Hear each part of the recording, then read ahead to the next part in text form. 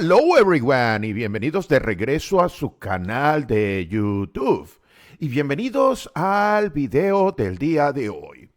Como ustedes saben, estoy grabando esta serie de videos dedicados especialmente a los estudiantes que están comenzando en la carrera de ingeniería eléctrica y que tienen que refrescar su conocimiento sobre los conceptos más fundamentales, más básicos de la ingeniería eléctrica.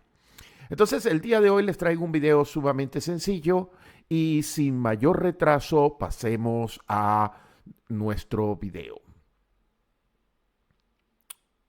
Entonces, el día de hoy les tengo aquí este enunciado. Es un problema sumamente sencillo. Como dice aquí, es conocido que para una cierta y determinada carga, la misma consume una corriente que tiene una magnitud de 7 amperes cuando es medida por un amperímetro. De igual manera, se conoce que la corriente se encuentra en retraso a un voltaje de 220 voltios por 30 grados. Esta información es sumamente importante porque estamos conociendo el ángulo de fase entre lo que sería esta corriente y este voltaje. Entonces hay dos preguntas sumamente elementales aquí. La primera es calcular el factor de potencia. Como ustedes saben, lo llamamos coseno de phi. Y la segunda pregunta es calcular la potencia real o potencia activa. Depende del libro que ustedes utilicen. Y esta potencia P en valores de vatios, ¿no? Entonces este es un problema sumamente sencillo, la solución es extremadamente fácil para todos ustedes y lo que tenemos que hacer es lo primero, ¿ok? Lo primero que tenemos que hacer es lo siguiente. Nosotros tenemos que entender que se conoce que el ángulo de fase entre lo que sería la corriente alterna y lo que sería el voltaje es numéricamente igual a 30 grados. Coloco la corriente en atraso, pues básicamente está definido aquí. Nos dicen que la corriente retrasa el voltaje con 30 grados. Entonces, la solución de la primera pregunta es sumamente elemental, porque lo que hay que hacer es simplemente se conoce que el factor de potencia es el coseno del ángulo, que existe entre lo que sería el fasor de voltaje y el fasor de corriente, ¿no?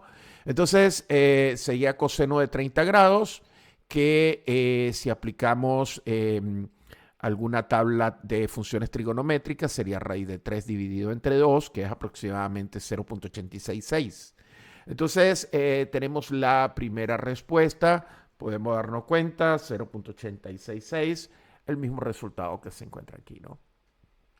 La siguiente pregunta también es sumamente elemental, y lo que queremos hacer ahora es calcular la potencia real, como le dicen en algunos países.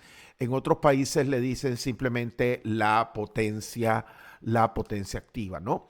En esencia, esa potencia es la que realmente se transforma la energía en un trabajo útil, como puede ser, por ejemplo, iluminación o calefacción en un resistor. Entonces, para calcular esa potencia, lo único que tenemos que hacer es utilizar esta ecuación.